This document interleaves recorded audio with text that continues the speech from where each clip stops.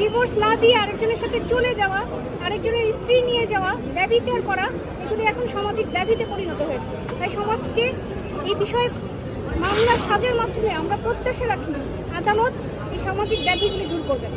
দৃষ্টান্তমূলক সাজা হওয়া অত্যন্ত প্রয়োজন। আমরা দীর্ঘ 5.5 বছর ধরে এই মামলা চালিয়েছি। এই মামলা চালানো অবস্থায় বিভিন্ন ধরনের থ্রেটেরও সম্মুখীন হয়েছি, কিন্তু এই মামলাটা আমরা শেষ পর্যন্ত চালিয়েছি শুধুমাত্র এই কারণে যেন ন্যায় বিচার, সামাজিক ন্যায় বিচারটা প্রতিষ্ঠিত হয়। আমরা কোর্টের উপর সম্পূর্ণ আস্থা রাখি যে এই ধরনের মামলায় যদি বিচারের মাধ্যমে, কঠোর দৃষ্টান্তমূলক সাজার মাধ্যমে যদি ন্যায় বিচার প্রতিষ্ঠিত হয়, তাহলে সমাজে এই ধরনের অন্যায়, অরাজকতা, অপকর্ম কমে আসবে।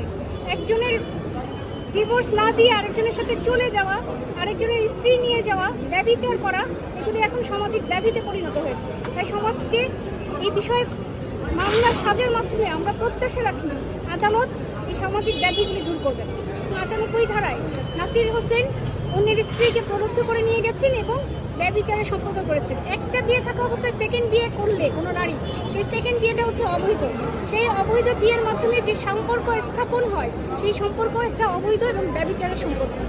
এবং তামিমা সুলতানা তার জেরায় স্বীকার করেছেন যে তিনি 23/12-তে, উনি নিজেই দাবি করেন 23/12-তে তিনি তালাকের নোটিশ যা 26/12-তে পাঠিয়েছেন, তালাকের নোটিশ দিয়েছেন।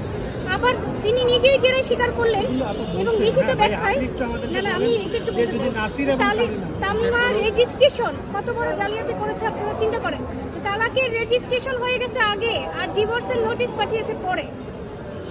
শুধু তাই নয়, তার এই 468 এবং 71 ধারার আলামত, অর্থাৎ তারা ডাক বিভাগের রেজিস্ট্রি ডাকযোগে যে ডাক রসিদগুলো, সেগুলিও জাল জালিয়াতির মাধ্যমে সৃজন করেছে শুধুমাত্র এই মামলা থেকে, মামলার শাস্তি থেকে বাঁচার জন্য।